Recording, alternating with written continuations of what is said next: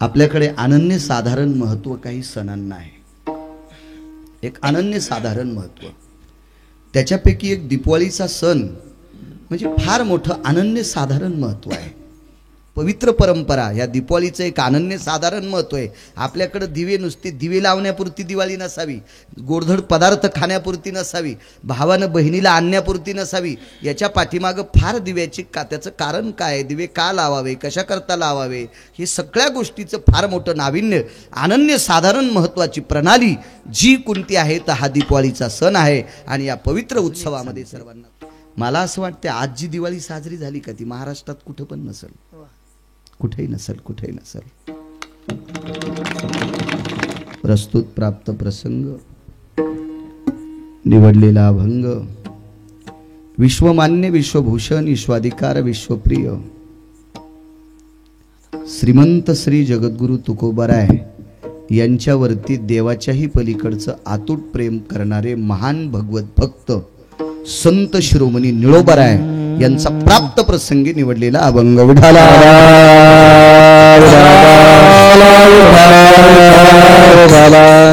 प्राप्त प्रसंगी निवडलेला अभंग निळोबारायांचा आहे. अत्यंत लाडके देवाचा अंतकरण असणारी संत निळोबाराय, शेवटची संत. निळोबारायांना शेवटची संत म्हणण्याची पात्रता, योग्यता, लायकी, अधिकार, तो दर्जा माझा नाही आहे. पण मी शक्यतो आदरीव लोकांचं मानतोय. परमार्थात निष्ठेनं जपणारी माणसं त्यांचं मानायचं असते. लोकांनी ज्यांना बोकांडीवर घेतलंय त्यांचं नसते मानायचं. विठाला विठाला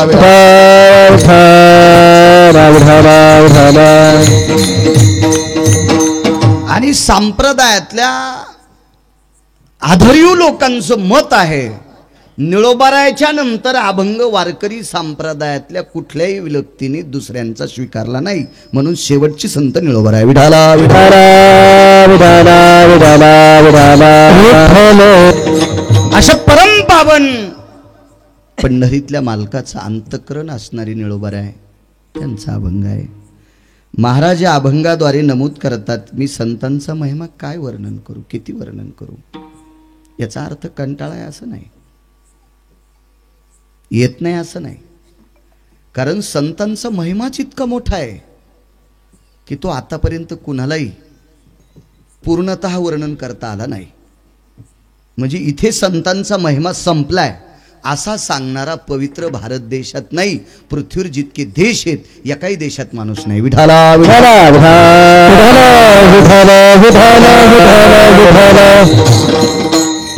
माझ्या अल्पशा मतीनं, छोट्याशा बुद्धीनं सांगेल की संतांनी इतका मोठा जगात कोणीच नाही. एक जणांनी मला फोनवर विचारलं, महाराज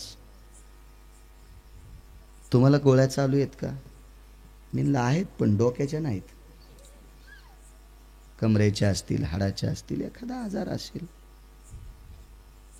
श्वासाच्या आहेत, डॉक्टर हुशे साहेब देतात, पण डोक्याच्या नाहीत. नाही म्हणे महाराज तुम्ही कसं काय म्हणतात, संत मोठे देवापेक्षा. त्याला म्हणलं, भडव्या तुला अकलीचा कांदा दिलाय का देवानं? कोणी कोणाला बोलावं, कोणासाठी बोलावं, कधी बोलावं, काय बोलावं ही दशा आल्याच्या नंतर बोललं पाहिजे. देवानं जीभ दिली ही कोणालाही बोलण्यासाठी नाही. संत मोठीच आहेत. त्याला सांगितलं, नालाय का, किती मोठी संत. पंढरपुरातल्या मालकाला सुद्धा मोठं करण्याची ताकद ज्यांच्या ते त्यांना संत म्हणतात. आहे का पुरावा बापू? आमची अभावे तुझे देवपण, आमची अभावे तुझे देवपण, हे काळी सवनी राहिलासी राहिलासी, हे काळी सवनी राहिलासी. या भावे तुझ देवपण, हे का विसरून राहिलासे. सोपं वाक्य सांगतोय. ज्ञानोबाराय, तुकोबाराय, नामदेवराय, चोखोबाराय, नाथबाबा, सावता महाराज, शेना महाराज, रविदास महाराज, कबीर महाराज, निवृत्तीदादा, सोपानदेव, मुक्ताई साहेब, ही संत जर जन्माला आली नसती ना नागरे सर, तर तुम्हा आम्हाला देव नाही, विश्वातल्या कोण्याच लोकाला देव कळाला नसता. म्हणजे देवाची प्रसिद्धी आणि प्रचार प्रमुख कोण असतील तर ती संत आहे. कुळीची हे कुळ देवी कमी ठावी संतानी, कमी ठावी संतानी, कमी ठावी संतानी. माहित नसतं झालं देव आहे. वैकुंठात मालकांचं वास्तव्य आहे, वास्तव्य आहे. फार मोठं अस्तित्व वैकुंठात. किती लोकांना माहित झालं असतं वैकुंठ. मग वैकुंठातला देव जर विश्वाला कोणी दाखवून दिला असेल. आता मला वाटते राजकीय क्षेत्र सध्या वादळ चालू आहे. बरेच कार्यकर्ते एखाद्या नेत्याचा प्रचार करत असते, त्याला निवडून आणतील, प्रयत्न करतील, काय करतील. ते एकटा जर फिरला तर कोण भूतीचारीन त्याला. त्याच्या मागं पुढं 500 200 400 असे कार्यकर्ते असले की तो पुढारी वजनदार दिसतोय. तसा पंढरपुरातला मालक जर वजनदार कोणामुळे दिसत असेल तर ज्ञानोबराय तुकोबरायमुळे दिसतोय. विठाला विठाला.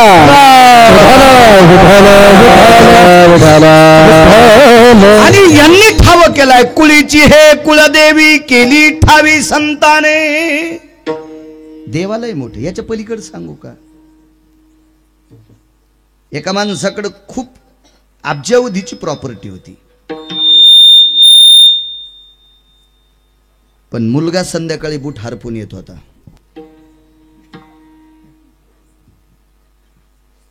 किती सुख असेल डॉक्टर साहेब त्याच्या संसारात. नाही, एका माणसाकडे अब्जावधीची प्रॉपर्टी दादा, मुलगा गुणी आहे, पण बायको कधीच आंघोळीला पाणी टाकीत नव्हती. मी आमचं सांगतोय, तुमचं नाही. तुम्हाला काय मागणं पुढं पोपट आवडं, तुम्ही वेगळे आहेत. हे आमचं सांगतोय. मानी भ्रताराची बोली धन्य जगिती माऊली. किती कोटीची प्रॉपर्टी, त्याच्यापेक्षा तुला संसारात किती सुख आहे ते सांग. हीच अवस्था पंढरपुरातल्या मालकाची होती. 16,108 पत्न्या. प्रत्येक जण आपोआपल्या वैभवाचं वर्णन करत असतो. महाराज फार सुंदर मंडळी भेटली, वा चांगली गोष्ट आहे.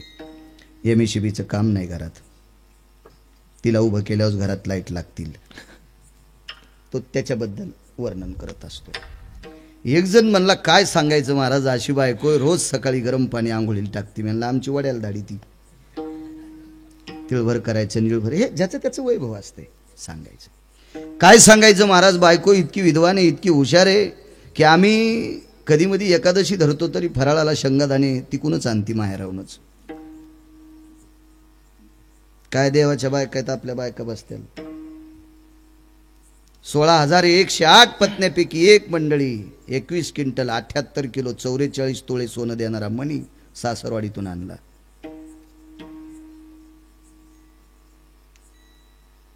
आपल्याला दिवाळीला अंगठी घातली. मोठेपणानं सांगितलं, आमच्या सासऱ्यानं सासूबाईनं अंगठी घातली. तुझ्याच बायकोनं चोरलेले पैसे तिकडे देईन. ते रांगत गेली सांगत आली. कशा असतात बघा ना. हे आपलं श्रीमंतीचं वैभव, आपलं श्रीमंतीचं वैभव, आपलं श्रीमंतीचं वैभव आहे. जामोंतीच्या श्रीमंतीच्या बाबतीत विचार करा. राईच्या आपण राई हा शब्द नुसता ऐकला, तो सुद्धा शुद्ध नाही ऐकला. हो, फार मोठं वैभव. 16,108 पत्न्यापैकी राई नावाची जी पत्नी आहे ही उदात्त अंतकरणी एका दात्याची कन्या आहे. हिचं वैभव ऐकत असताना लक्ष्मीला सुद्धा मान खाली घालावं लागत होती. किती वैभव असेल देवाला. 48,324 मुली होत्या. 1,61,080 मुलं होते. नातू मिळून 56 कोटी यादव झाले तरी कवडीचं सुख नव्हतं. कोण दिलं सुख? संतांचे सुख झाले देवा, मनवून सेवा करी त्याची, मनवून सेवा.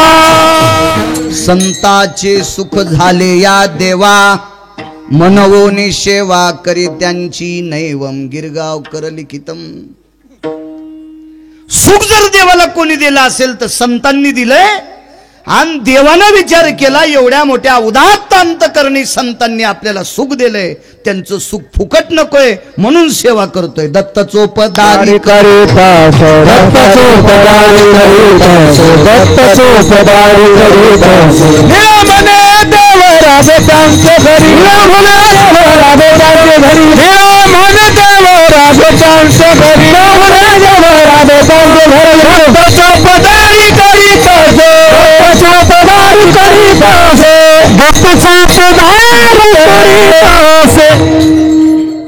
निळा म्हणे देव राबे त्यांचे घरी, दत्त चोपदारे करे तसे. 36 वर्ष दरोजा सांभाळला. एकही वर्षी पड नाही, सुट्टी नाही, ऑप्शन नाही, पगार नाही, काय नाही. 36 वर्ष.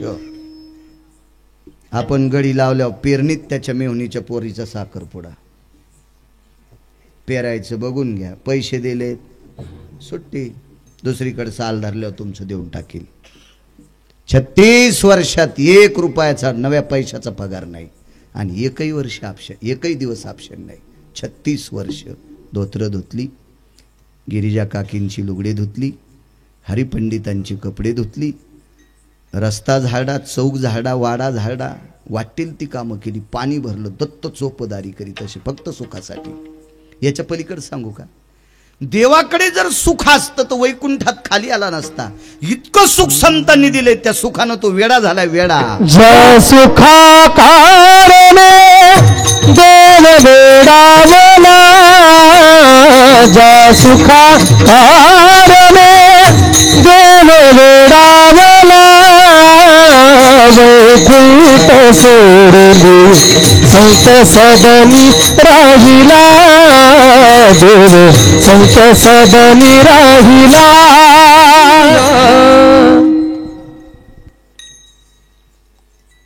वेडा म्हणजे पागल ना जायबाई साहेब, पागल. पंढरपुरातला मालक ठराविक लोकांकरता पागल झाला. माझ्या वाचनात 29 लोकांची यादी आली, त्याच्यापैकी 1 नंबरची यादी आहे अर्जुन.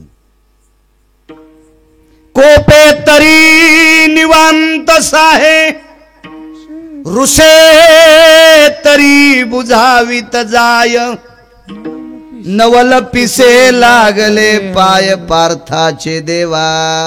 पिसा म्हणजे पागल, वेळा झालाय देव.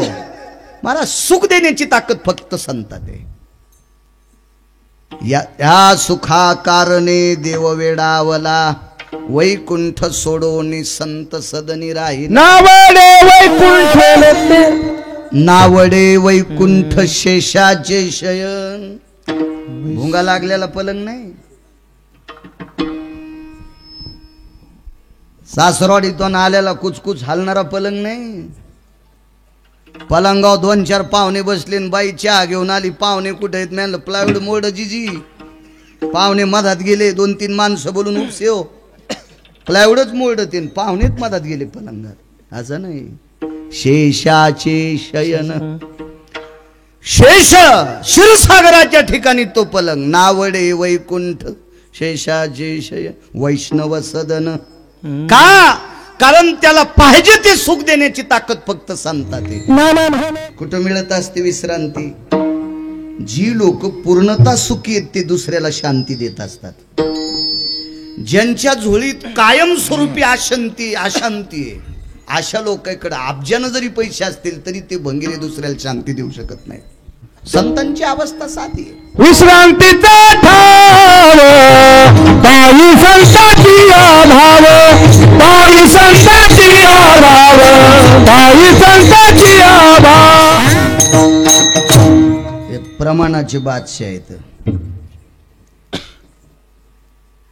सुखाची विश्रांती कुठं असेल ती संतांकडे. मुद्दा संपला. महाराज, विश्व ज्याच्या ताब्यात आहे त्याला जगाचा बाप म्हणतात. हे नेहमी सांगत असतो.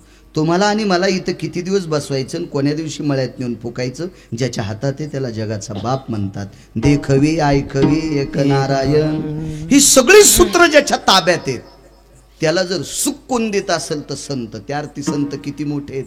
म्हणून निळोबाराय म्हणतात, काय त्यांचा महिमा वर्णू वारंवार. मी किती वर्णन करू संतांचा महिमा, तो संपत नाही. सांगेन, मला आशीर्वाद द्या. अजून एक सांगतोय, मला असं वाटतं आज जी दिवाळी साजरी झाली का ती महाराष्ट्रात कुठं पण नसेल, कुठेही नसेल, कुठेही नसेल. एखादा म्हणत असेल, या कीर्तन करायला बोलायचाच ना, भंगिऱ्या नाहीत बोलत, कोणी कोणी बोलत असतील, काही काय, मी नाही बोलणार, गरजही नाही बोलण्याची. राजे हो, शाळेला सुट्ट्या लागायच्या अगोदरच वेतन घेणारी लोकांना सुद्धा वाटतंय आपल्या इथे शिकणाऱ्या मुलांनी पटकन पेट्या बांधून निघून जावा, डॉक्टर जायभाई साहेब, असं वाटतंय, असं वाटतंय. सुट्ट्या लागल्याच्या नंतर सुद्धा शासन दरबारी नोकरी करणाऱ्या लोकांना सुट्ट्या असताना सुद्धा रात्रीच्या वेळेला आपल्या शाळेत येऊन लेकरांनी दिवाळी साजरी करावा, असे क्वचित लोक आहेत, क्वचित. त्याच्यापैकी तुमच्या इथले शिक्षक मंडळी. एवढी मोठी विद्यार्थी, एवढ्या आनंदात, एवढ्या जल्लोषात, किती मोठं दीपोत्सवाचं काम. त्या शाळेमध्ये दिव्यांची आरास, गोडशी अशी छोटी छोटी त्यांच्यासाठी फटाके, ह्या सगळ्या काही गोष्टी, अगदी आनंददायी वातावरण. राजीव नाही मिळणार आहे लोकांना. एखाद्या कोटी रुपयाचे फटाके घरात वाजले तरी तो आनंद मिळणार नाही. तो आनंद आज त्या शाळेत होता. किती लेकर सर्वसामान्यांची. तोही आनंद पाहून खूप आनंद वाटला. गुरुजी, तुमच्या कार्याला कोटी कोटी धन्यवाद. बऱ्यापैकी व्यासंग मला वाटते पांडुरंग महाराज इथं पाठ घेतात, गीतेचे पाठ, ज्ञानेश्वरीचे पाठ वगैरे वगैरे, संस्कृतचं अध्ययन, हरिपाठ आदी करून सर्व. गोविंद महाराजांचं सुद्धा गोड सास प्रभुत्व गायन क्षेत्रात आहे. फारसं चांगलं काम आहे दोघांचं बी. या मातीमध्ये विद्वत्तेचा सुगंध आहे. विद्वत्तेचा सुगंध असताना सुद्धा त्याच्यात भक्तीचा सुगंध आहे, हा महत्वाचा विषय. बरेच विद्वान भक्ती क्षेत्रात येत नाहीत. ती विद्वत्ता वांज समजायचं, वांजोटी समजायचं, ती विद्वत्ता वांजोटी. पण शैक्षणिक क्षेत्रातल्या विद्वत्तेसह भक्ती क्षेत्रातला व्यासंग या गावात गाजतोय, याच्याकरता या मातीत तो सुगंध आहे. आणि एक लक्षात ठेवा, मी बोलून गेलतो मागच्या वेळेस नागरे सर, ज्ञानोबाराय तुकोबारायचे मंदिर दादा जितकी श्रेष्ठ आहेत, विटेवरच्या मालकाचं मंदिर जितकं श्रेष्ठ आहे, या दोघांच्या मंदिराच्या बरोबरीचं विद्येचं मंदिर आहे. माझ्या रामप्रभूंचं मंदिर, माझ्या मारुतीरायांचं मंदिर, ज्ञानोबाराय तुकोबारायचं मंदिर, सावता बाबा शेना महाराजांचं मंदिर, रविदास गोरोबा काकांचं मंदिर, निवृत्तीदादा सोपानदेवांचं मंदिर, नाथबाबांचं मंदिर, कबीरांचं मंदिर, हे मंदिराला जितकं अनन्यसाधारण महत्व आहे तितकंच महत्व विद्येच्या मंदिराला सुद्धा आहे. आणि ते मंदिर मी डोळ्यानं 2-3 वेळेस पाहिलं.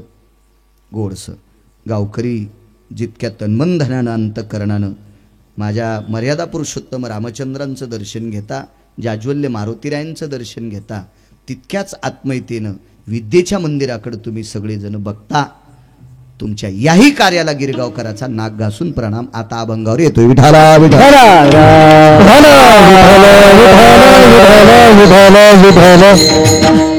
प्राप्त प्रसंगी निवडलेला अभंग निळोबारायांचा आहे. निळोबाराय नमूद करतात की मी संतांचा महिमा काय वर्णन करू, किती मोठे संत,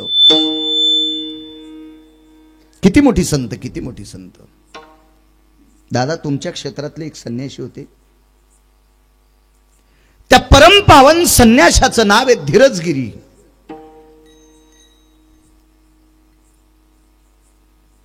कारण ब्रह्मचर्य आणि संन्यास याच्यात काय असं फारसं अंतर नाही, फक्त कपड्याचं अंतर आहे. ब्रह्मचर्य हे पांढऱ्या वस्त्रातलं आणि संन्यास हा भगव्या वस्त्रातला. फक्त कलरचं अंतर आहे, कलरचं, रंगाचं अंतर आहे, बाकी वागण्याचं काही अंतर नाही. तसे धीरजगिरी नावाचे एक संन्यासी होऊन गेले. किती मोठे संत. कानिळोबाराय म्हणतात मी किती वर्णन करू, किती मोठे संत. ज्ञानोबाराय तुकोबाराय ते किती मोठे असतील, ते गिरगावकराला काय पिटला हाता येणार आहे. धीरजगिरी नावाचे एक संन्यासी एका कीर्तनात बसले. ते कीर्तन वारकरी संप्रदायातलं होतं.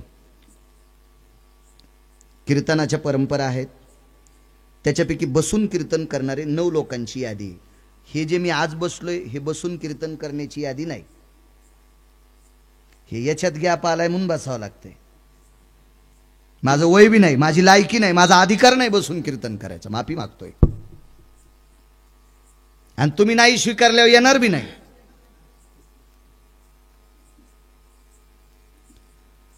पण बसून कीर्तन करणारी 9 लोक होती. त्याच्यापैकी 1 नंबरची व्यक्ती होती शुकाचार्य. मला असं वाटतं ते ब्रह्मवेत्याच्या व्याधीत होते. शुक याज्ञवल्क दत्त कपिल मुनी हरीशी जाणोनी हरी झाले 9. आणि उभं राहण्याच्या कीर्तन परंपरेमध्ये 1 नंबरचं नाव कोणाचं असेल तर संत शिरोमणी नामदेवरायांचं आहे. कंबर बांधून फेटा बांधून उभं राहून कीर्तन परंपरा ही संत शिरोमणी नामदेवरायांची आहे. एवढी मोठी नामदेवराय. आणि त्या संत शिरोमणी नामदेवरायाच्या परंपरेतले दर्जेदार कीर्तनकार. कीर्तन कोणाला करता येते? खूप लोक कीर्तनकार. परवाला एक माणूस भेटला, महाराज काय कमी हो महाराजायला, तारीख नाही म्हणतात. म्हणलं मग भरपूर महाराज घ्या. हा काय कमी म्हणला, पहिले दगड उचलल्या इच्छुक होत होते, आता पाहिलं की महाराज दिसायले. मला म्हणला तो माणूस, म्हणलं मी काही वाईट म्हणलं नाही त्यांना, त्यांचं तरी काय चुकतंय आणि आपण त्यांना कशाला वाईट म्हणा. काय कमी म्हणे महाराजांना. हो म्हणलं भरपूर कीर्तनकार, काही पाहायचं काम नाही. तुम्ही बस स्टँडला उभं राहिले तरी 200 सप्ते बुक करताल, इतके महाराज आहेत, काही कमी नाही. पण वारकरी संप्रदायाचा दर्जा सांभाळणारी महाराज तुरळक तुरळक तुरळक तुरळक तुरळक. ठीक आहे, काही काही लोकांचा भाग असा आहे त्याचं वर्णन नाही केलं की ते म्हणतो कीर्तन पडलं, त्यांना कीर्तन नाही जमलं. त्याला नालाय का, तुला बायको नीट बोलत नाही, तू कपडे धुवाला आमच्या गोळ्या संपल्यात का? विठाला विठाला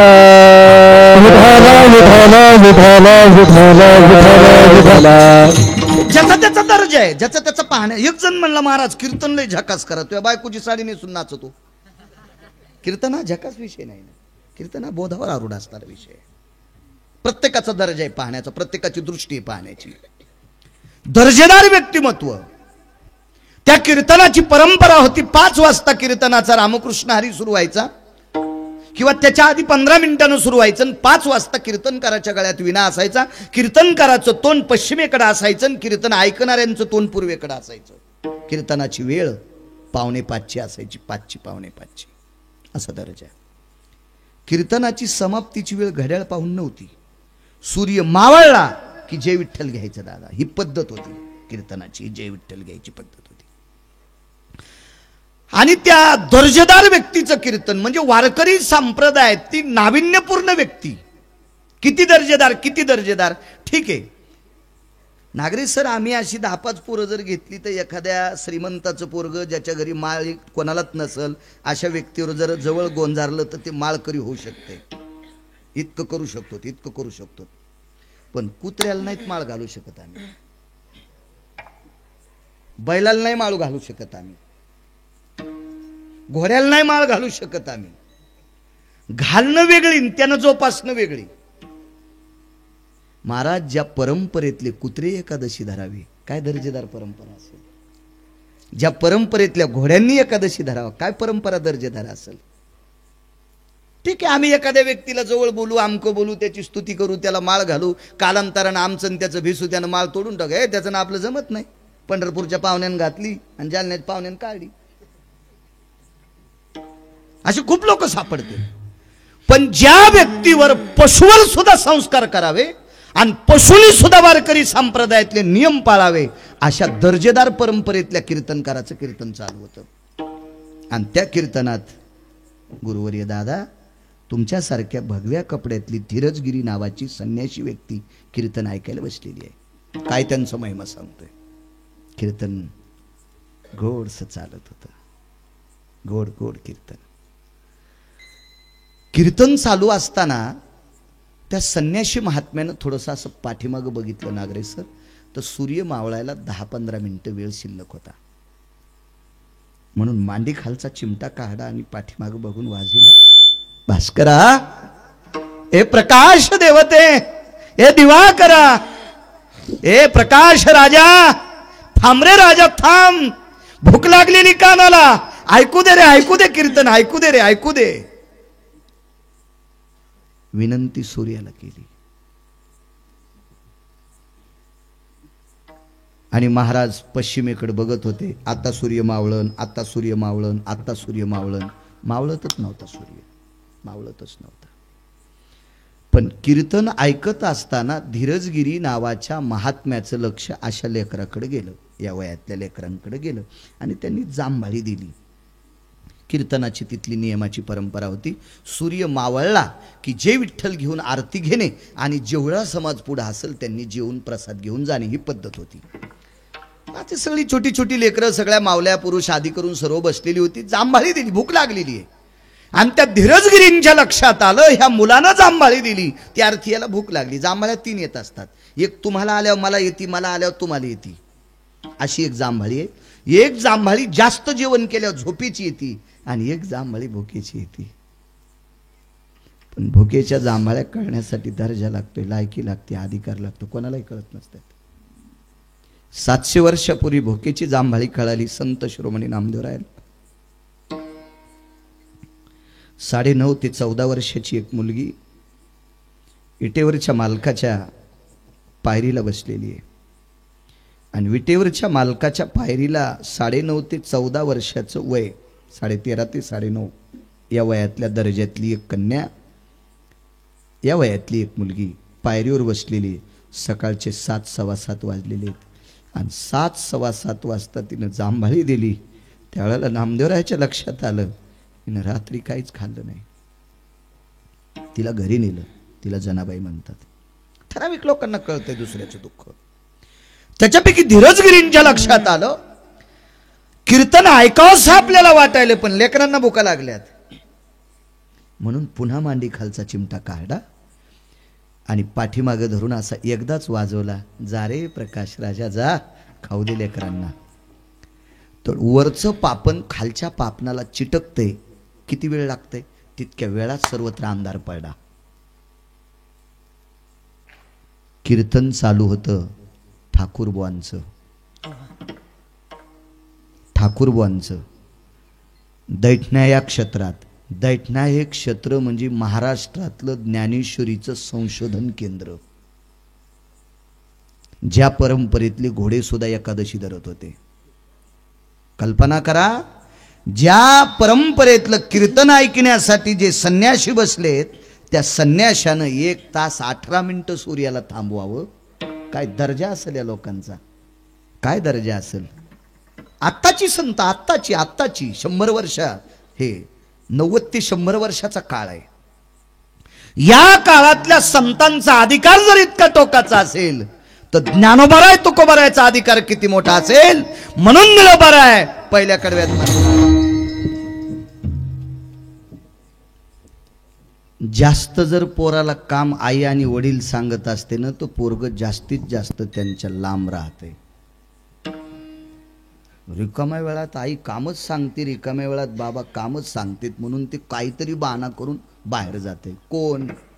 ज्याच्यासाठी वाटेल ते चांगले किंवा चुकीचे कामं करून आपण संपत्ती कमवतो. ते पोट्टे सुद्धा आपल्या वेळेला काम ऐकत नाहीत. तर जगाला प्रकाश देणारा सूर्य थांबवायची आपल्यात ताकद आहे का?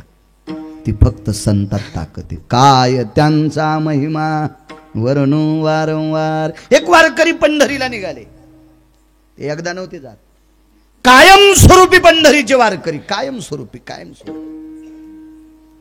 बरं, त्यांची वारी अशी नव्हती, ज्ञानोबाराय तुकोबारायच्या सोहळ्यात एकदाच जायचं, सेल्फी घ्यायची, आला घरी पपेज माई संग आणि टाकले व्हॉट्सअपवर फोटो, मी वारीत गेलो, यम हानीन तुला सोंबळ्यात तेल लावलं हानीन, विठाला विठाला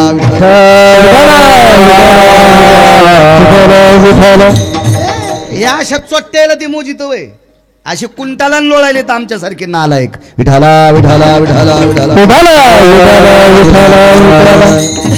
तुम्ही कोण्याही माणसाच्या डोळ्यात धूळ टाकताल, तुम्ही कितीही विद्वानाच्या डोळ्यात धूळ टाकताल, तुम्ही म्हणजे मी पण संतांच्या आणि देवाच्या डोळ्यात धूळ टाकायची कोणाची मायवेली? विठाला विठाला.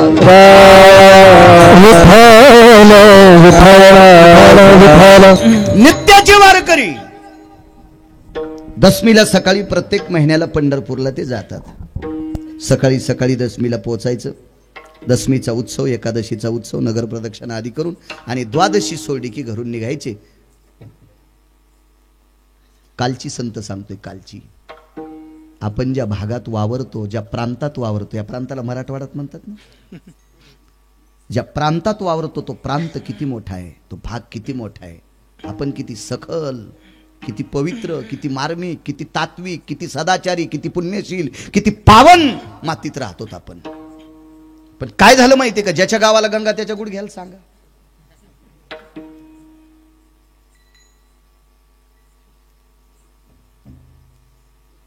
मी 4 वर्षापूर्वी उत्तरेश्वर बापू, मला वाटते त्यावेळेला नव्हते माझ्या सोबत, आमची भेट नव्हती, अशी वाटण्याची भेट.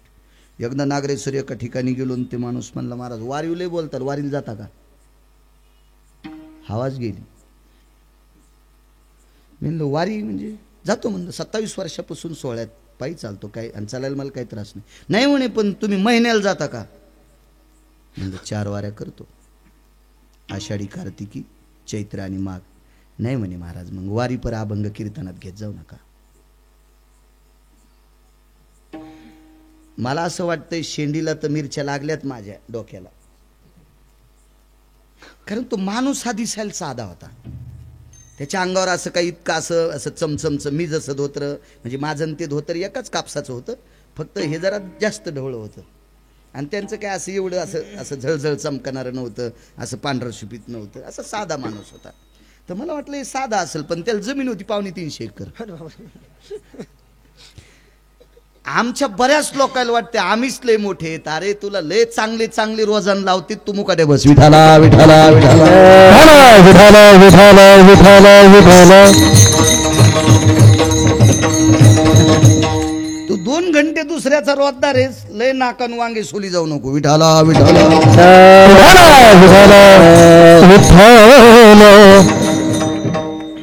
पण थोडं गावापासून लांब गाव असल्यामुळं असं जिभेला आलतं, तुमची काय लायकी आहे मला सांगण्याची. पण मला असं वाटतंय मला पंढरीतल्या मालकाची कृपा होती, जीभ आवरायला लावली. म्हणलं बरं नाही, बरं नाही विषय महाराज, करताल का महिन्याची वारी? मला पुन्हाही मुंग्या लागल्या. याची काय लायकी हो मला सांगायची, याचा अधिकार काय मला सांगायचा? नंतर एका ज्या माणसानं मला कीर्तनाला आमंत्रित केलं, जेवायला जाता जाता त्यांनी असं मनगड दाबलं आणि सांगितलं, महाराज या माणसाची मंडळी वारल्यावर पण वारी सोडली नाही.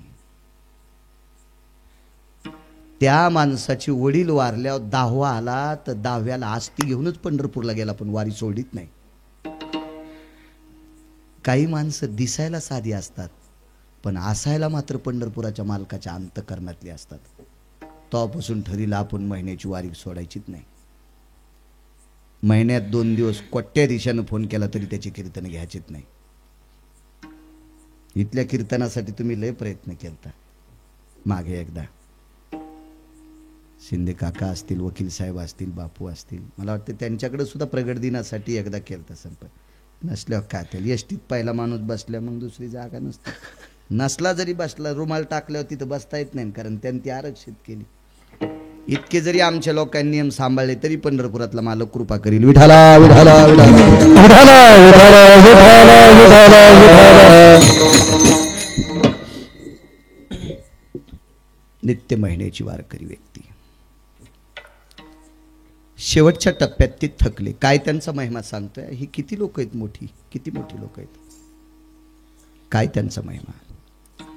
घरातल्या लोकांनी सांगितलं, दादा आता तुम्ही जाऊ नका वारीला. ऐका ऐका. का रे, का जायचं नाही? थकलात तुम्ही, तुमचे पाय दुखतात, पाय वाकलेत तुमचे. किती वारी केली माहितीये का? त्या व्यक्तीचे पाय गुडघे बाहेर वाकले आणि पंजे मधात वाकले.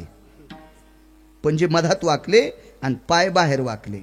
ते शिल्पी काढीत नव्हते, त्याचा एकही फोटो व्हायरल नाही. हा काय नाही, काय नाही, बिलकुल नाही.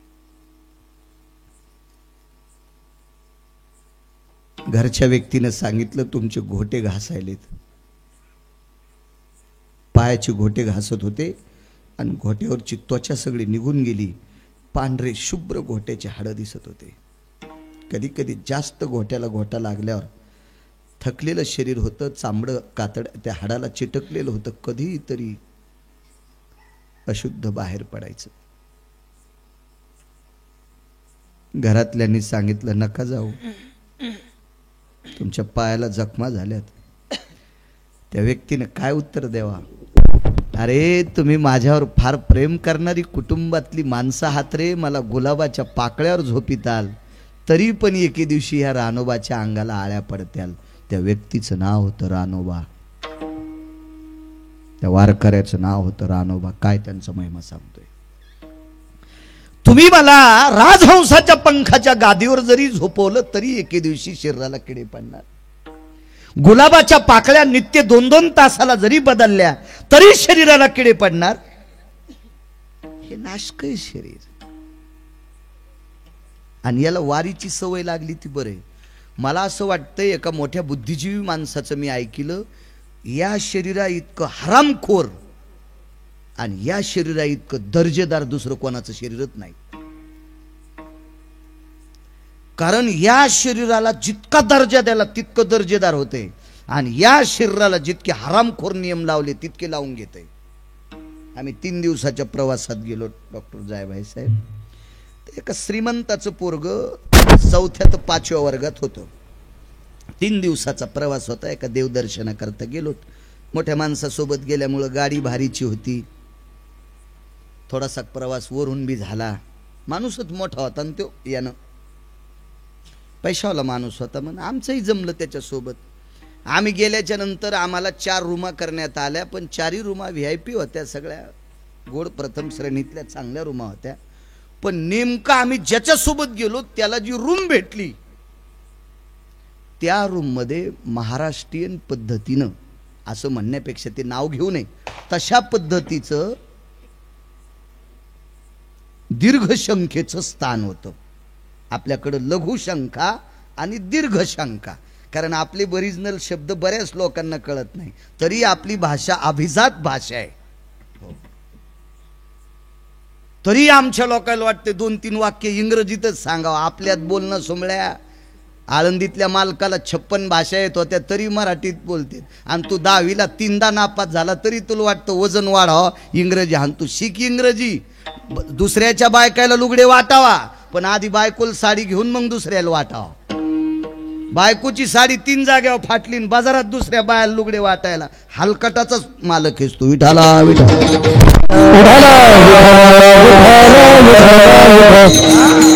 ज्याला शुद्ध मराठी येते त्यानं बाकीच्या भाषा बोलण्याचा प्रयत्न करावा. इंग्रजीच्या विरोधात नाही बरं, पण एक सांगू का, मोठ्यांचं वाक्य, मराठी भाषा जेवणासारखी खावी आणि इंग्रजी भाषा लोणचा इतकी वापरावी. विठाला विठाला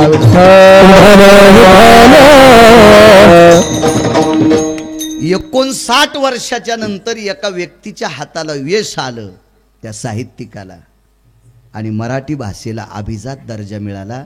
आमच्या लोकांना जास्त आनंद वाटायला पाहिजे होता, कारण कीर्तन हे मराठी भाषेतच करता येते आणि इंग्रजीत केलेले कीर्तन ह्या कापसा येचून आलेल्या बायाला कसे कळतील, है का नाही? लय आनंद वाटायला पाहिजे होता आमच्या. अजून मेळ नाही. विठाला विठाला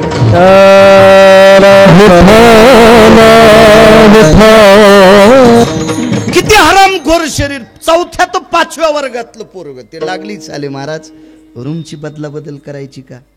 म्हणलं काय तुमच्या याच्यातला AC बंद आहे का? नाही म्हणे ते AC चुलीत जाऊ द्या. आमचं पोरग साध्या बाथरूम मध्ये बसतच नाही.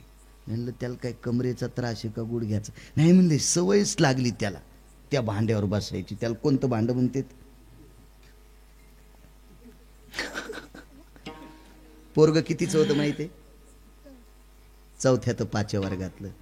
मला सांगा, ठीक आहे 60-70 वर्ष, कमरेचा त्रास, गुडघ्यात गॅप, कशात गॅप, मनक्यात गॅप, काय असेल असू द्या कालांतरानं, पण 4थी ते 5वीच्या मुलाला सुद्धा ती सवय लागल्यामुळं त्याला महाराष्ट्रातली पद्धत आवडत नाही. म्हणून हे शरीर हरामखोर नादाला पण लागते, म्हणून 1 नंबरचा हरामखोर आहे. आणि या शरीराला जर चांगलं वळण लावलं तर एवढा अधिकार नारायणे कृपावलोकने दिधला. शरीर साध्य होय केले शरीरे साधने परब्रह्म. शरीर साध्य होय केले शरीरे साधने परब्रह्म. वा बापू वा, इतकं शरीर चांगलंय. मग तुम्ही म्हणताल महाराज तर सुखाचं घोषलं म्हणले, उत्तम आहे, चांगलं म्हणले, आणि तू कस काय हरामखोर. तर ऐका ना, कीर्तनकार बोलत असताना पकोद्यानं धोत्राच्या खालून तंबाखू चोळली. गळ्यात शपथ, तुमच्या नाही अंगावर घेऊ नका. मग रेडीमेड कपड्याचं दुकान आहे, तुम्हाला मी कपडे शिवणार बी नाही, रिकामा नाही. मी प्रचलित सांगतोय, धोत्राच्या खालून तंबाखू चोळली कीर्तनकार बोलत असताना. किती उत्तम शरीर होतं, किती मातीत घातलं, किती हरामखोर. कीर्तन चालू असताना गायक व्हॉट्सअप खेळत होता. मागच्या म्हणत नाही, व्हॉट्सअप खेळत होता. महाराज यमाला सुद्धा कळणार नाही हरामखोराला कोण येणार का टाकावं. तेव्हा 50 वर्षापूर्वी मोबाईल नव्हता, आणि जरी असता तर इतका प्रगतशील नसता. पण आता कॅमेरे चालू आहेत, अख्ख्या महाराष्ट्रातली दर्जेदार लोक पाहतेत हे किती नाटकं स्टेजवर करतेत. म्हणून हा पांचटपणा हलकटांनी पाहू नये, इतकं तरी दर्जेदार आमच्या लोकांनी वागावा. विठाला विठाला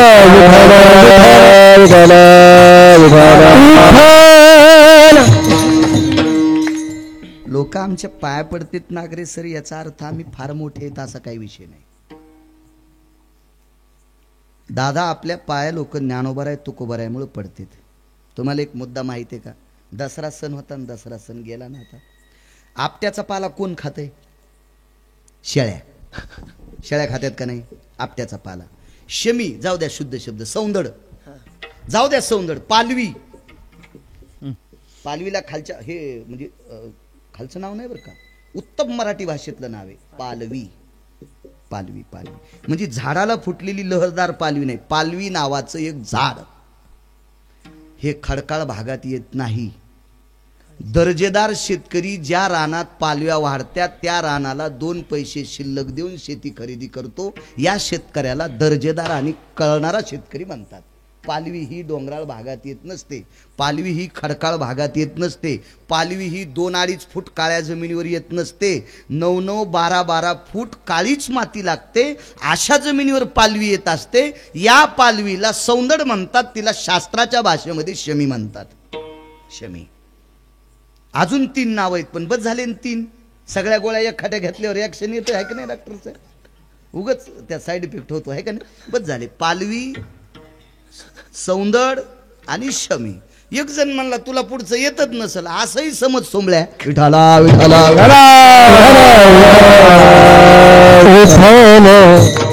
मग आपट्याचा पाला, शमीचा पाला शेळ्या खात्यात. शेळ्या शेळ्या गाई नाहीत खाता, मसरा पण नाहीत खात. कोण खात्यात? शेळ्या. आणि शेळ्याला कळत नाही, शेळ्या धोत्री बी खात्यात. धोत्रा पण शेळ्या खात्यात. बरं विषारी असतो बरं धोत्रा. हो शेळ्या म्हणून तर शेळीची चरणे आळंदीतले मालक म्हणले. तुम्ही अजून मी लक्षात घ्या, शेंडा खाती ती शेळी, सगळं खोडून खाती ती गाय, वाचा वाचा खाती ती मसड.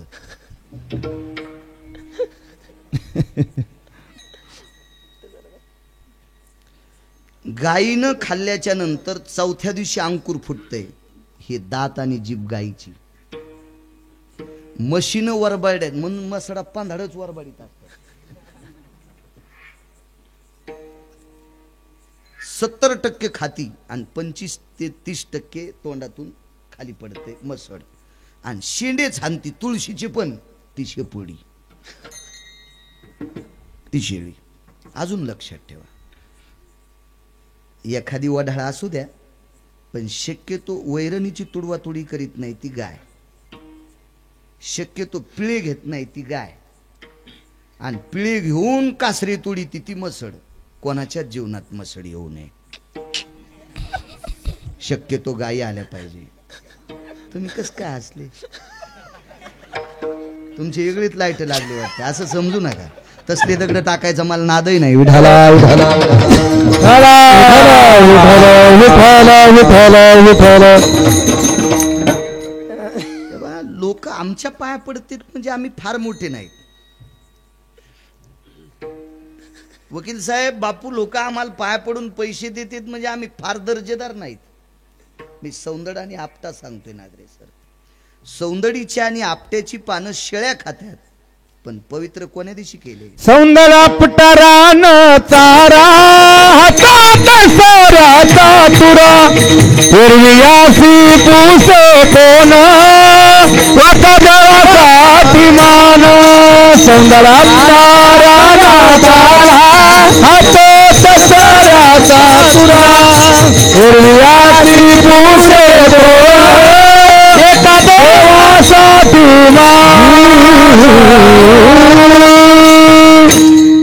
सौंदड आपटा रान चारा हे तो दसऱ्याचा तुरा हिरवी तरी पुशे कोण एका देवासाठी मान. आम्हाला ज्ञानोबर आहे तुकोबर आहे मिळ किंमत. ज्ञानोबर आहे तुकोबर आहेचं भजन गिरगावकरांना सोड्यावर याला ऊस तोडायला पण बोलणार नाहीत. त्याला माहिती याला मोळ्या उचलायच्या नाही. विठाला विठाला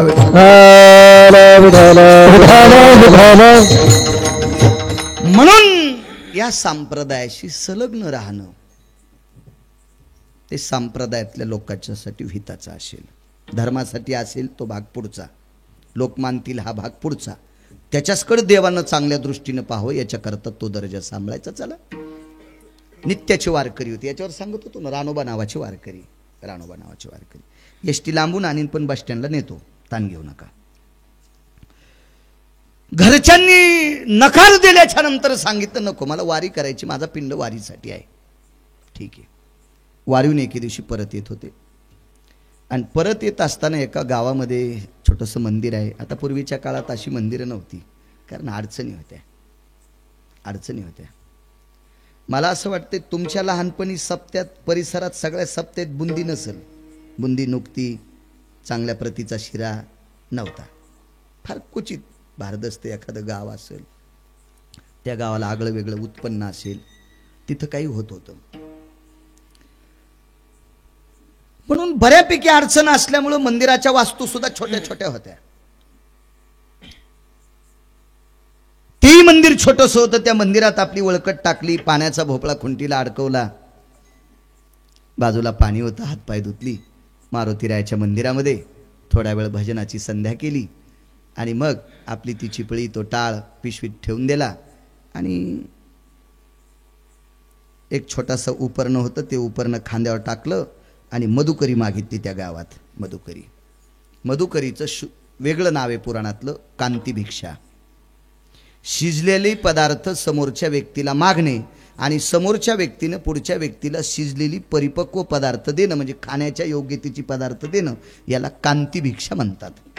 तर त्या कांती भिक्षेला माझ्या माऊली महावैष्णव ज्ञानोबाराय तुकोबारायांनी नाव दिलं मधुकरी. काय गोड नाव आहे बघा ना, मधुकरी. मग ती मधुकरी रानोबा नावाच्या वारकऱ्यांनी मागितली. थकलेली व्यक्ती होती, फार वय झालेलं होतं. त्या मधुकरीतली कोर अर्धी भाकरी त्याच उपरण्याच्या बाजूच्या कोपऱ्यावर घेतली, ती खाल्ली, पाणी पिलं, भोपळा अडकवला आणि ती उरलेली मधुकरी आपल्या पडशीत पिशवीत ठेवून दिली आणि मारुतीरायाला प्रणाम केला. आणि रानोबा नावाचे वारकरी झोपले, तोंडावरून पांघरण घेतलं. रात्रीचा 1-1:30 वाजला आणि 1-1:30 वाजता मंदिरातला घंटा वाजला. मला असं वाटतंय तो काल बऱ्यापैकी चांदण्याचा प्रकाश होता.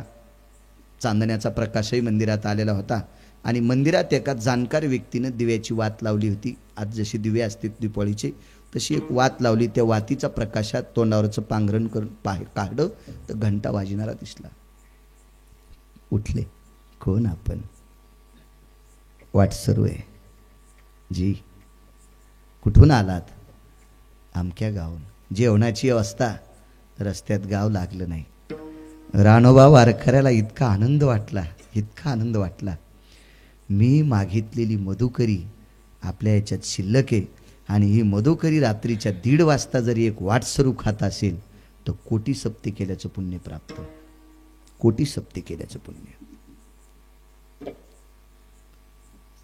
सत्पात्री दान असलं पाहिजे. सत्पात्री एखाद्याला वाटत असेल मी आमक्याला इतकी दक्षिणा दिली, पण त्यानं जर चुकीच्या मार्गाने खर्चिली तर दक्षिणा देणाऱ्याला अर्ध पाप लागत असते. समजू नका कीर्तनकाराचा यजमान झाला म्हणजे लयच पुण्यवान.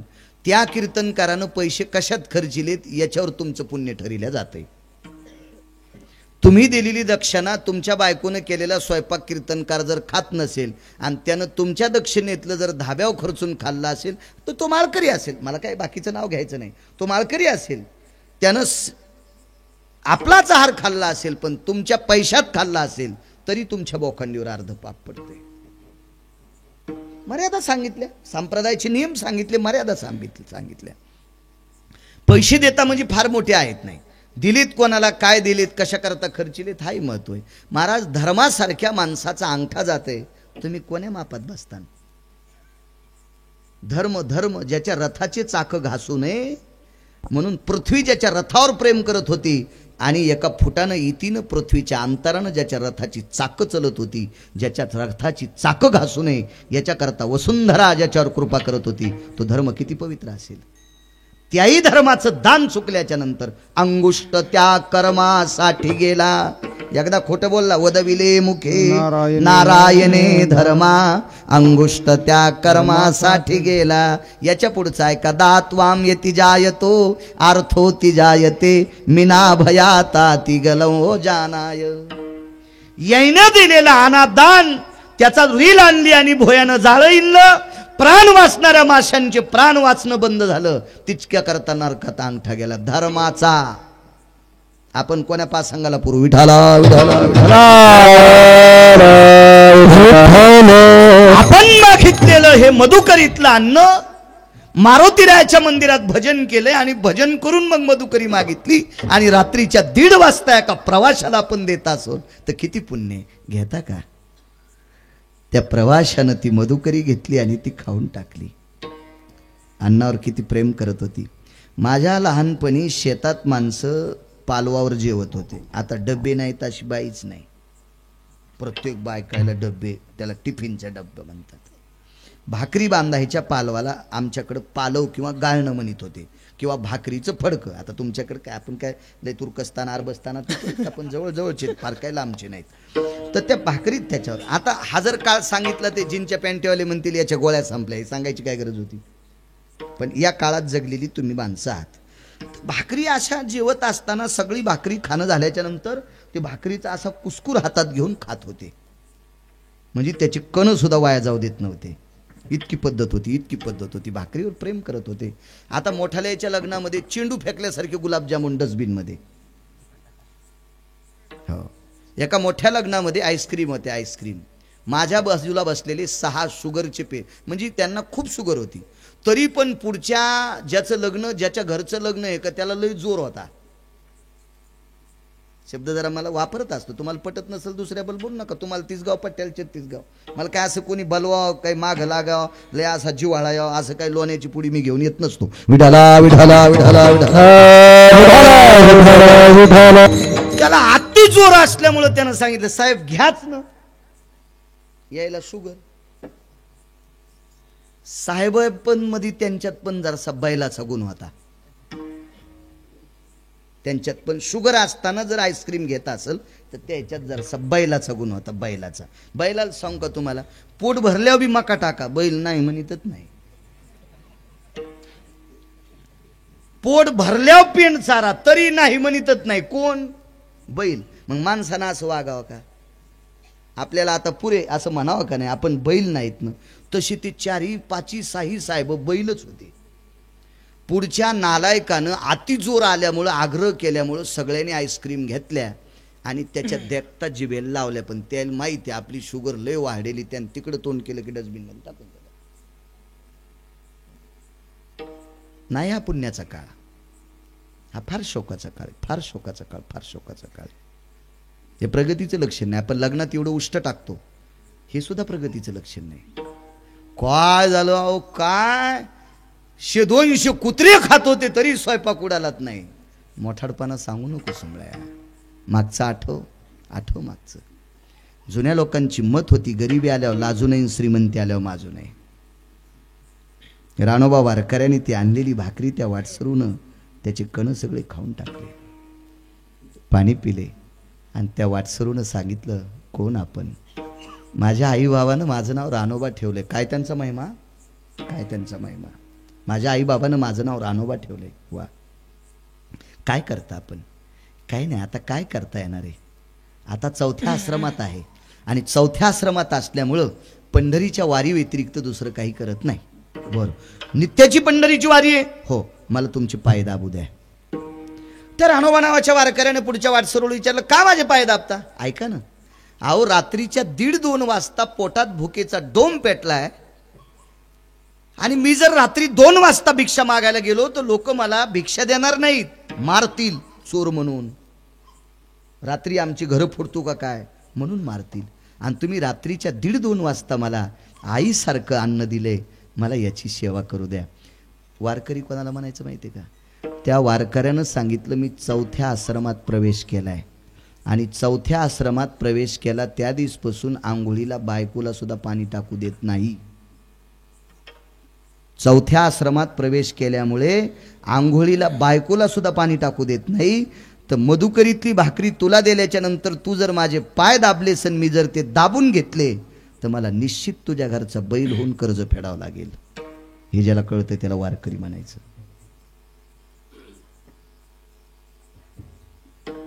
कोरक 7-8 जणांना अंग तुडवायला लावायला घुसेस का तू? हा,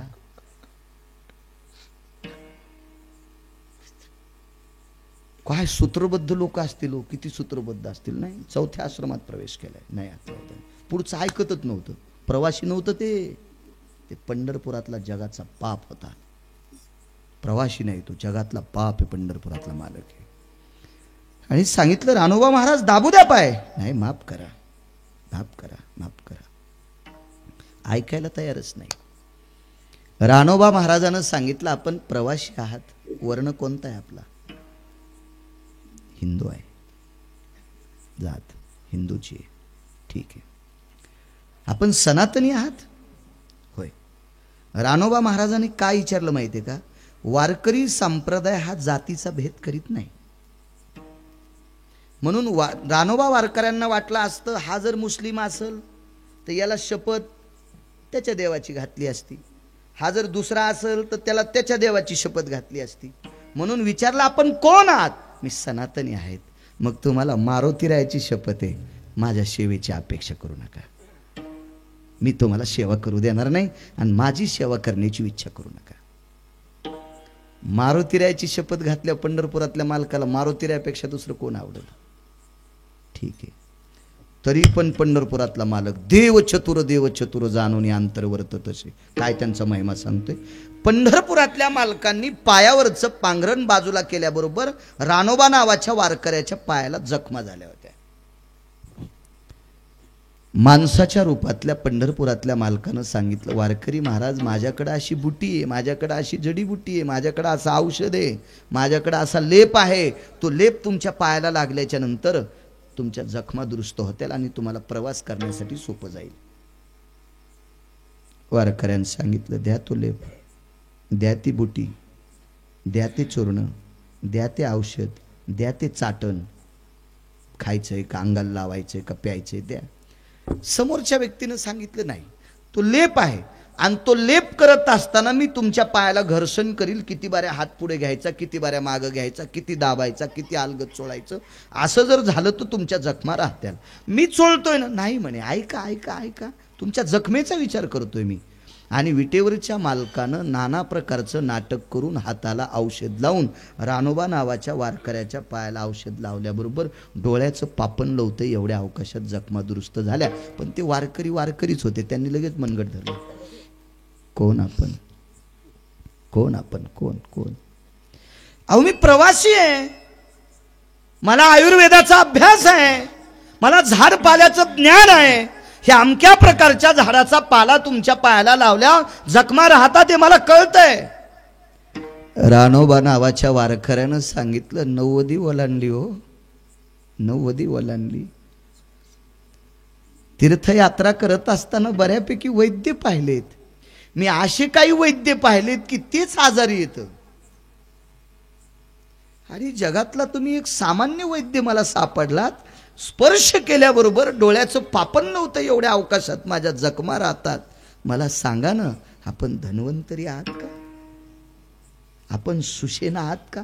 कृतात्रेतायुगात सुषेण, समुद्र मंथनातले आपण धन्वंतरी आहात का? नाही, मला आयुर्वेदातलं कळतंय. सांगा ना, आपण कोण आहात? भक्तीची ताकद सोडू शकत नाही. रूप प्रगट झालं, चतुर्भुज मूर्ती प्रगट झाली. ती मूर्ती म्हणजे विटेवरचा मालक होता. गुडघ्यात वाकलेले रानोबा नावाचे वारकरी विटेवरच्या मालकाच्या पायावर डोळे ठेवले, डोकं ठेवलं. देवा, माझ्या तळपायाला तुमचा पवित्र हात लागतोय. देवानं आपली सेवा केली याच्याकरता वारकरी रडत होते. आणि एका वारकऱ्याची सेवा केली म्हणून आनंदाश्रू विटेवरच्या मालकाच्या डोळ्यातून येत होते. काय अलौकिक योग असेल तो. जवळ बसले आणि गप्पा करत असताना विटेवरच्या मालकानं सांगितलं, रानोबा जी, जी प्रभू जी, पायाच्या जखमा दुरुस्त झाल्या, घोट्याच्या जखमा दुरुस्त झाल्या, पण गुडघे वाकलेले ते सरळ करू का?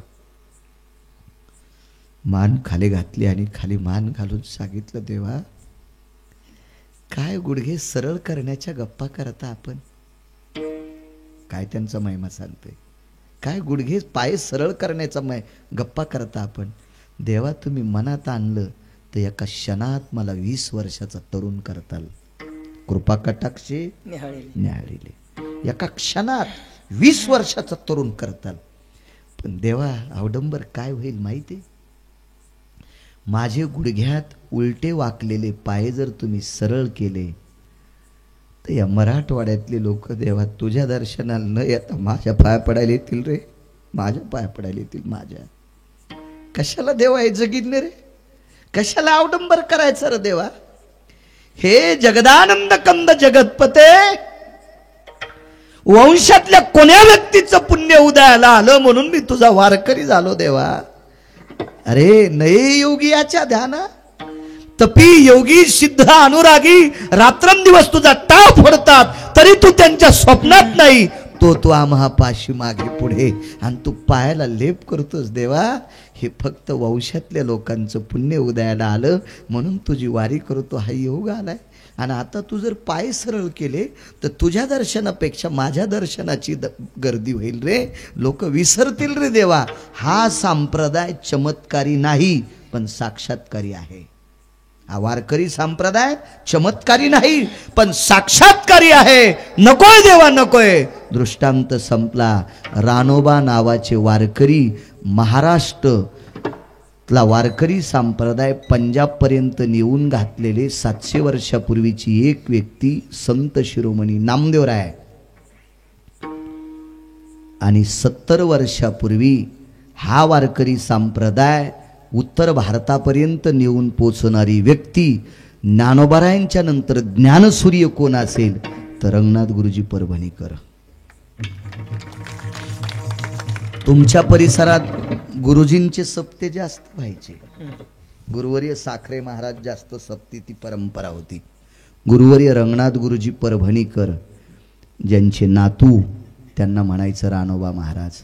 देवानं ज्यांच्या पायाला लेप करावा, पंढरपुरातला मालक ज्यांच्या कामा करता येतोय, एवढा दर्जा त्या संतांचा आहे. त्या संतांचं किती वर्णन करू म्हणून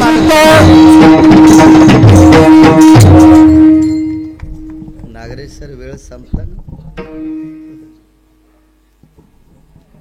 हो कुलकर्णी सर संपला ना वेळ नाही.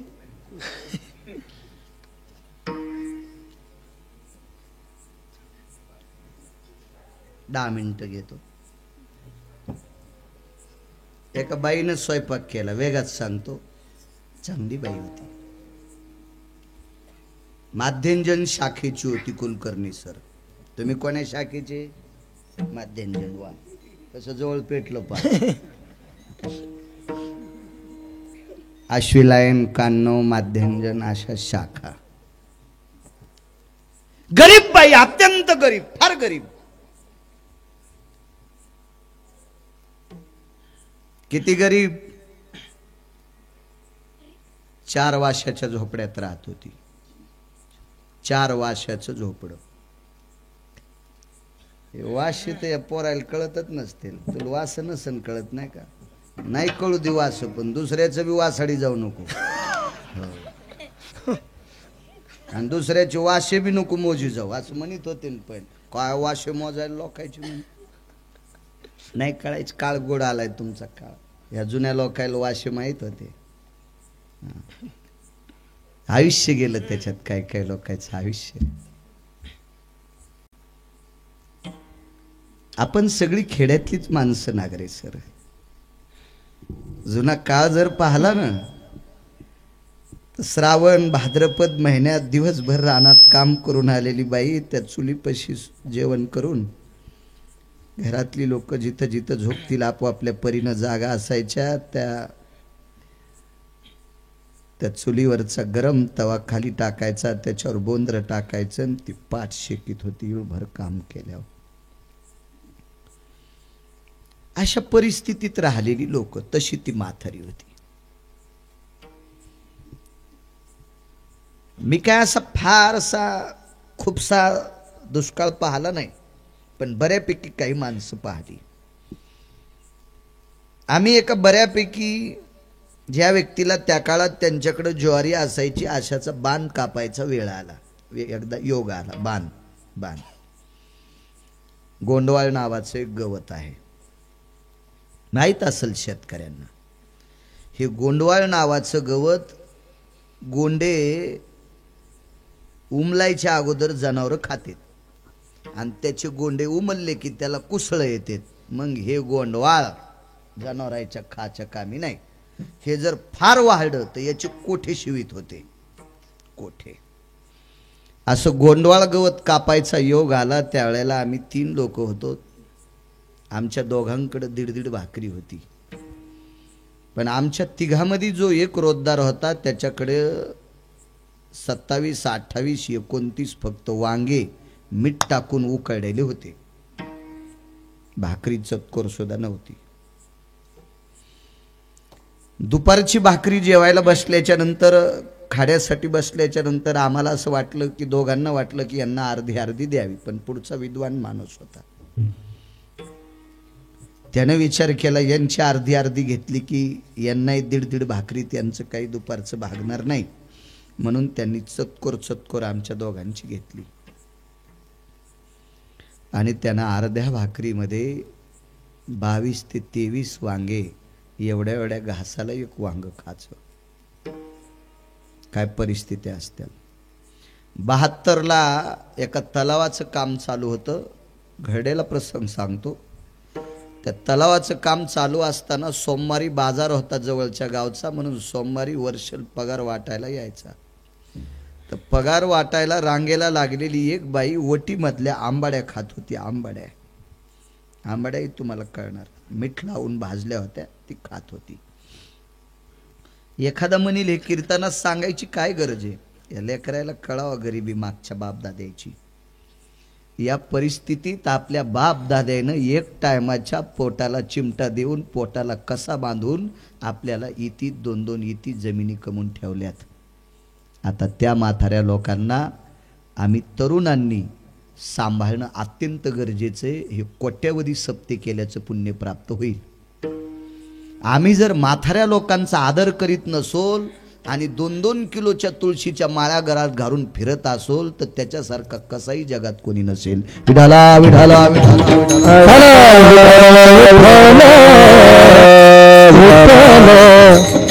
वर्षलनं विचारलं, बाई तुम्ही काय करायल्या? तर त्या बाईनं सांगितलं, साहेब मी सोमवार सोडायले. तर तो विद्वान माणूस होता. कुलकर्णी साहेब लक्षात आलं. बाजूच्याला विचारलं, परिणाम आहे का म्हातारीच्या डोक्यावर? नाही म्हणे, ती सोमवारच सोडायली. तर वर्षल साहेबानं सांगितलं, अहो सोमवार कसं जेवण काहीतरी खात्यात. जवळ घेतलं आणि मागच्याला सांगितलं. तेव्हा ती घरं होती पैसे वाटायची, ती याची केलेली ती ताटवे, आणि ते तळ्यावर घरं असायचं. ते ताटव्याचं शेड वगैरे नव्हतं. इंजिनियर साहेबाला जुना काळ माहीत असेल शिंदे साहेबांना. बाजूच्या लोकांना मागं केलं आणि त्या म्हातारीने विचारलं, बाई तुम्ही सोमवार सोडता? दादा माझी अर्धी बरास शिल्लक राहिली, मुकदमानं माझ्या सगळ्या बराशी कागदाव लावल्यात आणि अर्धी बरास मला पगार घेऊन खांदायची, म्हणून सोमवार सोडायला वेळ नाही, म्हणून रांगेला लागल्या लागल्या सोमवार सोडायचे. तरी वर्षल साहेबांनी विचारलं, बाई ओटीत भाकरी नाही, चपाती नाही, कण्या नाहीत, काय नाहीत? बाईनं सांगितलं, साहेब मागच्या 3 दिवसापासून घरातली 8 लोक आम्ही आंबाड्याच खातो, भाकरी का खात नाहीत? आज तुम्ही पगार दिल्याच्या नंतर ज्वारी विकत घेऊ आणि मग त्याच्या भाकरी करू. ती बाई मी डोळ्यानं पाहिली. कल्पना करा काय परिस्थिती असेल त्या काळात. अशीच परिस्थिती त्या म्हातारीची.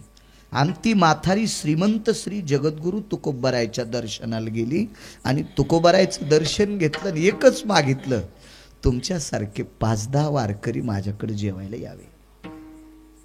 काय त्यांचा महिमा सांगतोय. महाराज ती तुकोबाराय होती, ती तुकोबाराय. आमच्यासारखा भंगिऱ्या महाराज नव्हता. गरिबांनी बोलले आम्हाला जा वाटत नाही. गोरगोमट घर असल्यावर महाराज मस्त जातो.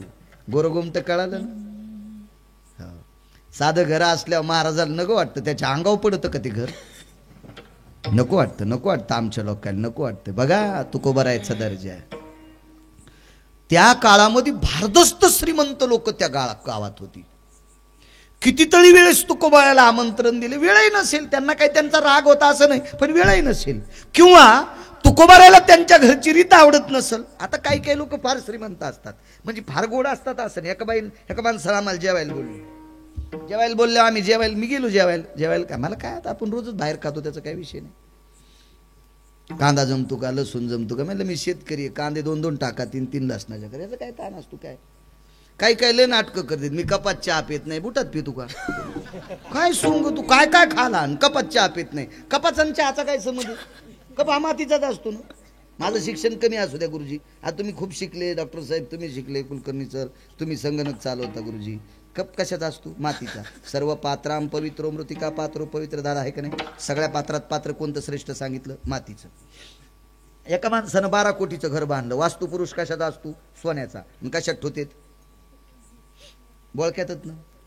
वास्तुपुरुषास्तदेवजं यदभ्वादिहा हेमां जायतो सर्वां मध्य वास्तुपुरुषा भयस्थितो आद्याग्निहस्कोणः सर्वान्नपूर्णा स्थापया सर्वस्थितो मृतिका यदभवः तण्डुला सर्व ईवर्जितः जायते मिद्यः सर्वातिदं सौख्यवाराशुदा वास्तुरेव तेन विद्यः सर्वस्थितो पुनितायः. हे काय गांजा कृष्ण लिहिले का डोक्याच्या गोळ्या संपलेत त्यांनी लिहिले? वास्तुपुरुष कशात? मातीच्या पात्रात. 5000 एकरवाला मेला, शेवटचा इस्तू कशात? मातीच्या गाडग्यात. चला बस झाले 2च.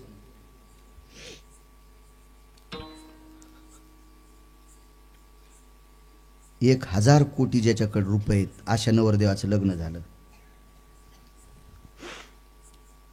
हळकुंडन सुपारी मडक्यात घालून वरून कपडा लावून कानात भिन्न खाती सर्व गोत्रे भिन्न गोत्रे समगोत्रे गोत्रे भोस्थिता.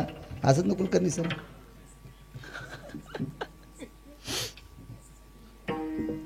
म्हणजे मी खरं बोलतोय असं सांगावं.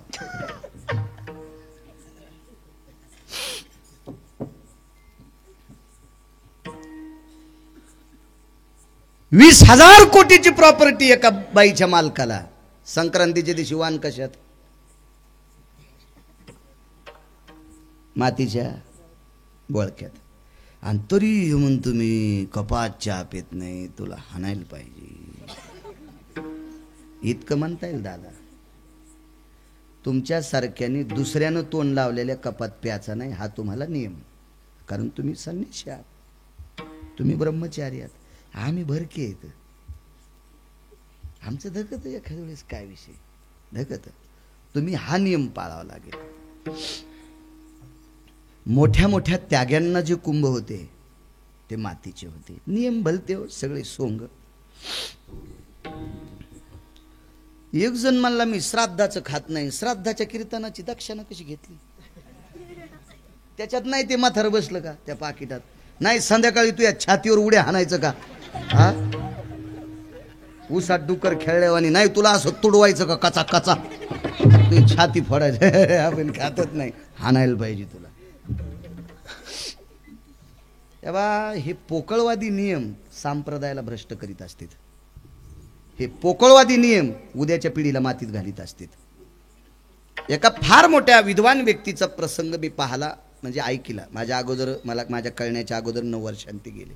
एक व्यक्ती कर्मकांडात इतकी निपुण होती, 10व्याचं कर्म केल्याच्या नंतर 1 रुपया तर कधी कोणाचा घेतलाच नाही, पण ज्या धोत्रावर कर्म केलं ते धोत्र दुसऱ्याला आंघोळ करून वाळून दान द्यायचं आणि मग दुसरं धोत्र घालून प्रपंच करायचं. काय काय नीतिमत्ता, हे स्वतंत्र असते. काही एक जण म्हणला मी लसूणच खात नाही आणि 20% पैसे वाटायला, म्हणजे जित्या माणसाचं रक्त प्यायला लसणात आणि याच्यात काय लोय नाटकं लोकांची, इतकी नाटकं बघायचंच काम नाही. एक जण म्हणला मला ज्ञानेश्वरीच्या लय वया पाठ आहेत. अरे वया लय पाठ आहेत. मला वाटतं एक ते कोण होते प्राध्यापक संभाजीनगरचे ज्ञानेश्वरीवर प्रवचन करत युम पठाण, हो प्रचंड विद्वान होते, प्रचंड विद्वान. ते समाधान मुस्लिम समाजातले होते. APJ अब्दुल कलाम गीता पाठ होती, त्यांना गीता पाठ होती. असं काय नाही, प्रचंड विद्वत्ता असल्याच्या नंतर कोणालाही पाठ करता येते. मग तुला ज्ञानेश्वरी पाठ झाली म्हणजे लई शहाण आहे का? तू ज्ञानेश्वरी सारखं वागतो किती ते सांग. विठाला विठाला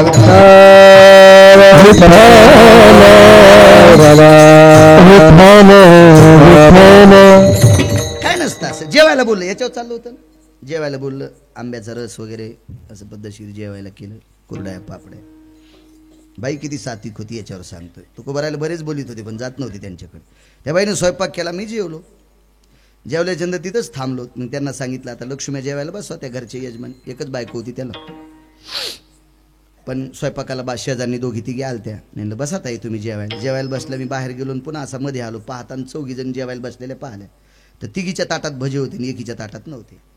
तर जिच्या ताटात भजी नाही ती त्याची बायको होती, ज्याला आम्हाला जीव घातलं त्याची. म्हणलं दादा तुमच्या मंडळी भजे खात नाहीत का? नाही म्हणले महाराज, तिला भजे तर लय आवडतात. मग आता ताटात कसं काय नाही? नाही म्हणले ती आता खात नाही, ती तळतानाच खाती.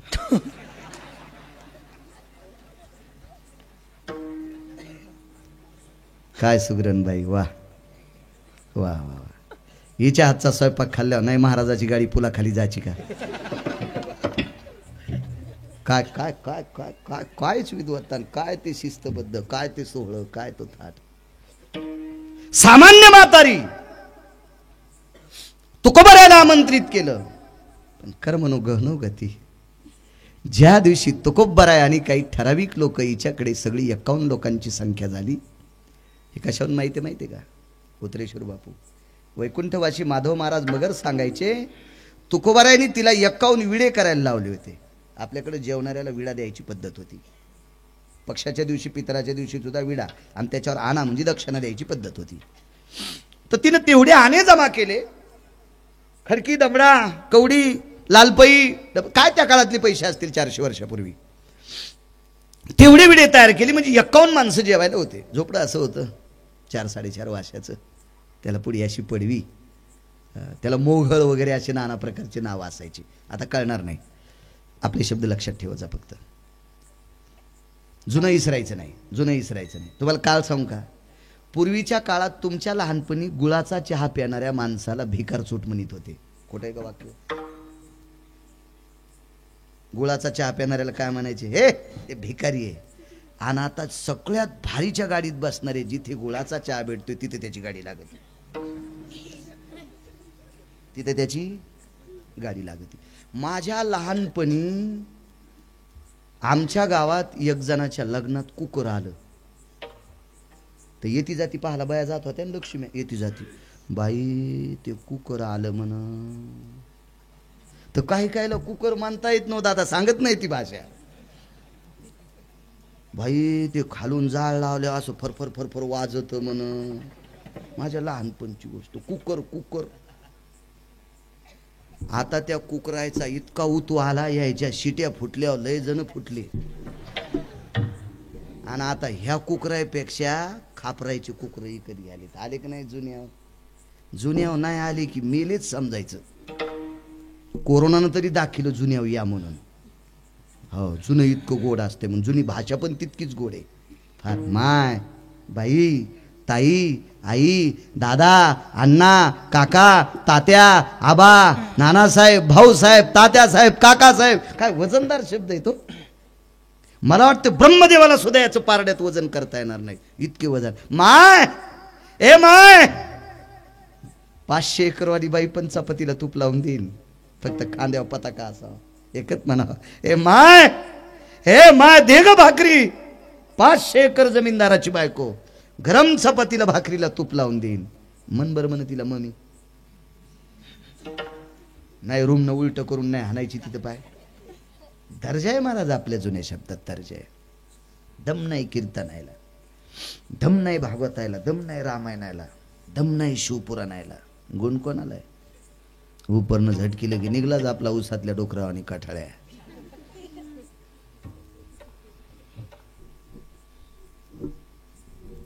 पडवीत मोघळ होतं, पंत्राळ्या लावण्यासाठी पाठीलं. त्याच्यातले 2 जण वापस आले. तुकोबाराने विचारलं का? शेजारची भिंत झोपड्यावर पडते. काय त्यांचा महिमा सांगतोय. तुकोबाराने सांगितलं भिंत पडते. अरे एका पवित्र स्त्रीने सुदाम, सु म्हणजे चांगला आणि दाम म्हणजे पैसा, कष्टाचा ताम खर्चून आपल्या वारकऱ्याला जेवायला केले. आणि अशा बाईच्या घरात निष्ठावंत वारकरी तुमच्यासारखे जेवणार. तुकोबाराय स्वतःला नाही म्हणले, तुमच्यासारखे निष्ठावंत वारकऱ्याला जिनं कष्टाच्या दामातून जेवायला केले, तिच्या झोपड्यावर जर भिंत पडायची असेल तर काय भिंतीची मायवेली. तुकोबारायचं वाक्य आहे. वैकुंठवासी माधव महाराज मगर सांगायची सुरज खेडकर, काय मायवेली त्या भिंतीची. बाकीचे म्हणले आता भितडाचा आणि माईचा काय संबंध आहे? भिंतीचे दगड तर निर्जीव आहेत. एखाद्या वेळेस त्याच्यातल्या 1-2 आहे ना तुकोबाराय ओळखीलही नसतील. तुकोबारायचा अधिकार काय? जा म्हणे. पण तुकोबारायने जा म्हणल्याच्या नंतर नाही म्हणायची कोणाची हिंमत नाही. पात्र लावले, पंक्ती बसल्या, जेवण झालं, विडे भेटले, पटकन उठू लागले. पण तुकोबारायनं सांगितलं यजमान जर भरपूर असतील तर आपण उठून जायला हरकत नाही, पण एकटी निराधार म्हातारी आहे आणि ती जेवायच्या अगोदर जर आपण निघालोत तर आपण ऊसातले डुकरं नाहीत, आपण वारकरी आहेत. म्हणून तुकोबारायनं सांगितलं माय बस जेवायला. आणि त्या बाईनं पात्र घेतलं, त्याच्यावर भात घेतला, वरण घेतलं, कालवला. तुकोबाराय म्हणले माय तू जेवल्याशिवाय आम्ही उठणार नाहीत. आणि मग ती म्हातारी जेवली. म्हातारी जेवल्याच्या नंतर तुकोबारायने तिच्या दंडाला धरलं, बाई चल बाहेर. बाहेर घेतलं, गावातल्या अशा तरुणांना उठवलं. म्हातारीचं जातं, म्हातारीचं उखळ, म्हातारीचं पिठाचं गाडगं, म्हातारीचं काय असेल ती वळकट, ही सगळी बाहेर काढा. बाहेर काढून घेतली. आणि त्या काळात गावातल्या दर्जेदार श्रीमंताला सांगितलं, राजे हो, धर्मावर प्रेम करणारी म्हातारी आहे, हिला घर बांधून द्या. शासन आता घरकुल देत असेल. 400 वर्षापूर्वी अनाथाला घरकुल द्यायची पद्धत तुकोबारायांची. 400 वर्षापूर्वी, 400 वर्षापूर्वी गाईच्या वाड्याच्या बाजूला कौलाचं घर त्या म्हातारीला दिलं. तिचा पसारा तिथं नेऊन टाकला. आणि तुकोबाराय पुन्हा त्या म्हातारीला घेऊन झोपड्यापाशी आले आणि भिंतीला प्रणाम केला. प्रभू जा आता. हे सगळे जे उस्तर म्हातारीचा पसारा दुसऱ्या घरात नेऊस्तर पंढरपुरातल्या मालकानं भिंतीला सुदर्शन लावलं होतं. सुदर्शन या गरीब वारकरी म्हातारीची इच्छा पूर्ण करण्यासाठी देहूतले मालक विटेवरच्या मालकाला पडत्या पावसात सुदर्शन हातात घेऊन भिंतीला टेकू द्यायला लावतात. हा काय दर्जा आहे, काय त्यांचा महिमा वर्णो वारंवार विठोबा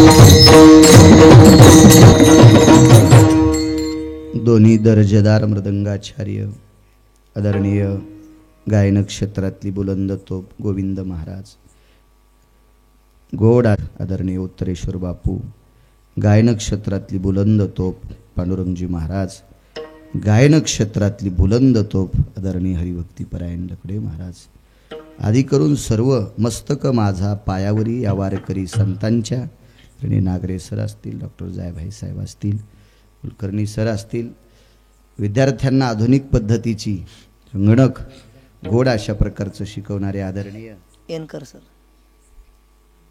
येनकर सर असतील आणि या परिसरातले एक मठाधिपती आदरणीय गुरुवर्य दादा असतील, त्यांनाही प्रणाम करतो. उपस्थित सर्व पंचक्रोशीतून आलेली श्रोते मंडळ, माझ्या मायमावल्या गावातली प्रतिष्ठित नागरिक, गोड शाळेवर लक्ष असणारे आदरणीय वकील साहेब असतील, आदरणीय बापू असतील, सगळी जी तुम्ही मंडळी आहात, विद्येच्या मंदिरावर प्रेम करा. याच्याकरता प्रेम करा, माझ्या प्रभू रामचंद्राच्या पुढं डोकं वाकवायचा दर्जा त्याच विद्यार्थ्यात येत असतो ज्याला विद्येचा दर्जा प्राप्त होत असतो. भविष्यात आपला धर्म, आपल्या भारतीय संस्कृतीची वैचारिक प्रणाली, विटेवरच्या मालकाला आवडेल अशी प्रणाली सांभाळायची ताकद दर्जेदार विद्यार्थ्यात येत असते. आणि त्या विद्यार्थ्याचा दर्जा वाढवायचं केंद्र कोण असेल, या विश्वातलं 3 मंदिरापैकी एक पवित्र मंदिर कोणतं असेल तर ते विद्येचं मंदिर आहे. त्याही मंदिराकडे तुम्ही गोड लक्ष ठेवत जा. पुनश्च सर्वांना प्रणाम करतो. आणि पवित्र चालत असलेली ही पीरकल्याण ग्रामस्थ वासियांची ही पवित्र परंपरा, या दीपावलीचं एक अनन्यसाधारण महत्त्व आहे. आपल्याकडे दिवे नुसते दिवे लावण्यापुरती दिवाळी नसावी, गोडधोड पदार्थ खाण्यापुरती नसावी, भावानं बहिणीला आणण्यापुरती नसावी. याच्या पाठीमागं फार दिव्याची त्याचं कारण काय, दिवे का लावावे, कशाकरता लावावे, हे सगळ्या गोष्टीचं फार मोठं नाविन्य, अनन्यसाधारण महत्त्वाची प्रणाली जी कोणती आहे तर हा दीपावलीचा सण आहे. आणि या पवित्र उत्सवामध्ये सर्वांना कोटी कोटी अशा प्रकारच्या शुभेच्छा देतो आणि माझ्या वाणीला विराम देतो. ज्ञानेश्वर